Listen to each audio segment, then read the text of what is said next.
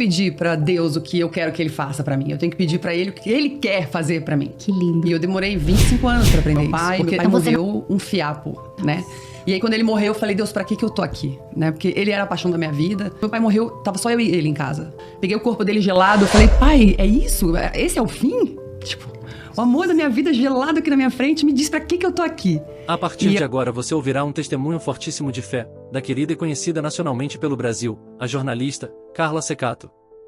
Mas antes de mais nada, tire alguns segundos para nos ajudar com o joinha no vídeo e se inscrevendo no canal, aqui abaixo, tá joia? Vamos lá. Eu fugi muito tempo do ministério, né? Desde que eu me converti, há 25 anos já. Acho que Nossa, muito tempo. Então, eu tenho 47, vou fazer 47 agora em junho. Eu tenho esse chamado, né? E eu tentei, viu? Tentei trabalhar. Eu falava pro Senhor, quando eu me converti, eu quero trabalhar com jornalismo, mas pro Senhor. Aí cheguei a trabalhar numa televisão cristã. Lá eu me decepcionei demais com a direção, com as pessoas que se diziam muito espirituais e por trás das câmeras eram outra coisa. Aí eu acabei me afastando de Deus. Você vê, numa TV cristã. E aí eu aprendi que eu não tenho que pedir pra Deus o que eu quero que Ele faça pra mim. Eu tenho que pedir pra Ele o que Ele quer fazer pra mim. Que lindo. E eu demorei 25 anos pra aprender isso. Vem de uma família de berço cristão? Minha família era a família mais herética que existe na face da Terra. A gente ia desde o candomblé pro esoterismo, por Jesus, pro espiritismo, kardecismo. Eu fui entregue pra um pai de santo quando eu nasci, tomei banho de pipoca. Minha mãe tomou banho no mar com roupas pra me oferecer. Depois meu pai mudou de religião, foi pro kardecismo, aí falaram que eu era médium. Então eu cresci nisso, com muitas religiões diferentes. E meu pai morreu com câncer, definhando. Com 9 anos ele ficou com câncer, com 11 ele morreu. E a gente não conseguia encontrar em todas essas religiões uma saída, uma cura pro meu pai. Meu pai morreu um fiapo, né? E aí, quando ele morreu, eu falei, Deus, pra que eu tô aqui? Né? Porque ele era a paixão da minha vida. Eu fiquei muito sozinha. E eu comecei a buscar. Falei, Deus, o que o Senhor quer pra mim? Pra que eu tô aqui? Porque meu pai morreu, tava só eu e ele em casa. Então eu vi o corpo dele gelado, ele vomitou sangue na parede. Eu tinha 11 anos. Naquela época não tinha celular. A gente não tinha plano de saúde. E aí eu comecei a chamar a vizinha e tal. Peguei o corpo dele gelado. Eu falei, pai, é isso? Esse é o fim? Tipo, o amor da minha vida gelado aqui na minha frente me diz pra que eu tô aqui? E eu acho que ele tem me respondido. Mas agora eu tô aprendendo pra que eu tô aqui. Agora. Coisa linda. Anos e anos depois. Como o Senhor te atraiu? Olha, eu tava vindo da Europa, que eu tinha ido morar lá sozinha, com 18 anos. Eu peguei $200, botei na bolsa e fui morar. Eu tinha um meio-irmão que morava lá e me ofereceu um quarto. Mas depois eu acabei tendo que sair desse quarto e eu me envolvi com uma pessoa, assim, Enfim. E minha mãe teve um sonho no Brasil que eu tava me relacionando com o diabo. Só pra você ter uma ideia, esse rapaz me roubou o passaporte, roubou um anel da minha bisavó, me ameaçou com arma. Eu tive que entrar com uma queixa-crime contra ele. Isso eu tinha 19 anos, tinha acabado de fazer. E eu acabei voltando pro Brasil, ele veio, me seguiu. E nesse tempo minha mãe se converteu no Brasil. E ela começou a orar pra mim e viu esse rapaz. E aí ela me levou na igreja. Só que eu era aquela pessoa que é totalmente preconceituosa com crente, né? Cresci numa casa com todas as religiões possíveis. E aí ela me levou na igreja, o pastor começou a pedir dinheiro, que era uma igreja pentecostal. Sara Nossa Terra, foi lá que eu me converti, até chegar aqui. E aí eu falei, seus ladrões! Eu saí da igreja gritando, seus ladrões, gritando pela janela do carro, nunca mais eu volto aqui. Falei, mãe, você tá enganada, não sei o quê. Porque realmente é muito ruim pra uma pessoa que tá indo pela primeira vez na igreja e que foi roubada, ouvir o pastor pedir dinheiro. Eu fui embora. Aí um grande amigo meu ficou tetraplégico. Ele caiu na piscina, comemorando, passou pra faculdade, os pais dele são desembargadores, super bem de vida. Ele mergulhou na piscina bêbado e explodiu as vértebras, ficou tetraplégico. Meu Deus.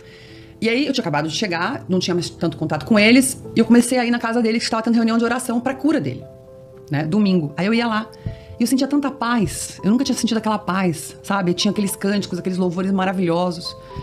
E aí um dia, depois do terceiro domingo, eu falei pra eles, qual é a igreja que vocês vão? Eu quero ir, vocês têm alguma igreja ou é só essa reunião aqui? Ah, temos. Qual? Sara Nossa Terra. Aí eu falei, bom, lá eu não posso voltar porque eu xinguei todo mundo. É incrível. Aí eu voltei no outro dia, que era praticamente pregação do Espírito Santo, e aí eu senti a presença do Espírito Santo, eu me ajoelhei, quase caí no chão, no meio das cadeiras. E eu chorava, e aquela paz, aquele espírito entrando na minha vida, aquele amor que eu não tinha, vindo me abraçar. E eu falei, que amor é esse? Que é isso? E eu fiquei extasiada, e eu fui tomada pelo Espírito Santo, e por Jesus Cristo, e pelo amor que eu não tinha. Eu experimentei amor pela primeira vez na vida, porque eu não sou uma filha planejada, né? Minha mãe engravidou de mim quando perdeu a virgindade. Meu pai pediu pra ela me tirar.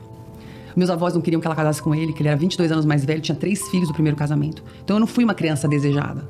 Eu não sabia o que era o amor. Então, amém. Hoje em dia eu falo, amém, Senhor. Então que eu atrapalhe falando a verdade para as pessoas. É porque o Senhor é o caminho, a verdade e a vida. Só que eu ainda não tive essa oportunidade de falar sobre ele mais abertamente. Até como eu tô fazendo agora. Acho que eu nunca falei tão abertamente sobre o meu processo de conversão e sobre a minha vida em si. Que coisa... Eu tenho tantos testemunhos. Com 9 anos eu tava morrendo de asma sozinha em casa, sem respirar. Meu Deus. Ninguém em casa, eu ficava sozinha. E eu cheguei na janela, olhei pela janela. Olhei pro pôr do sol, pro céu. Nem sabia quem era Jesus. Falei, você quer me matar? Falei pra Deus, olha que abusada. Nossa, Deus tem misericórdia. Eu vou morrer, você quer me matar? Deus, me salva! Me salva! Eu nunca mais tive asma na vida. Meu Deus. Faltavam ainda 10 anos pra me converter.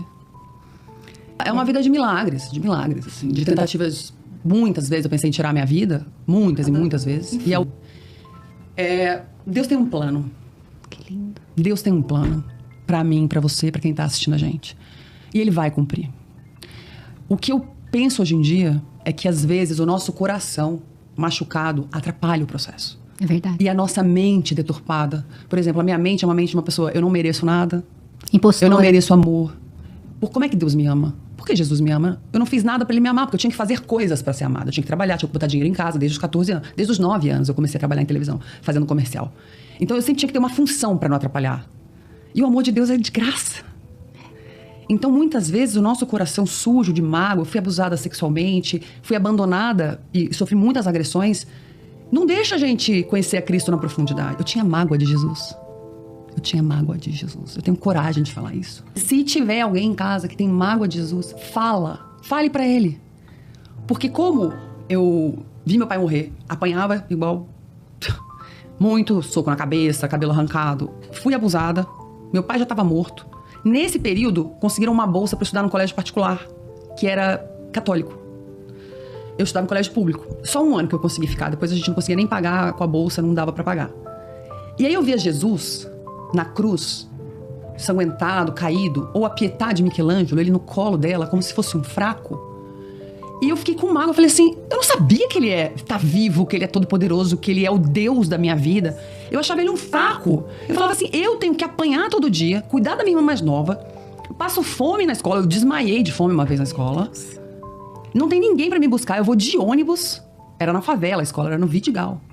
E você tá aí como um coitadinho? E eu demorei pra descobrir isso, porque eu falava assim, por que eu não consigo crer em Jesus? Em Deus eu cria. Mas em Jesus eu falava, não aceito isso. Era essa mágoa que eu tinha dele. Eu achava que ele era fraco. Então, hoje em dia, se eu puder dar uma dica pra quem tá ouvindo a gente, até que as pessoas são crentes, mas não são convertidas ainda, como eu. Agora que eu tô me convertendo de verdade. Assim, eu já era, mas aí... É o processo de santificação, né? Olhar o seu coração, sondar e buscar Jesus em primeiro lugar. Todo o resto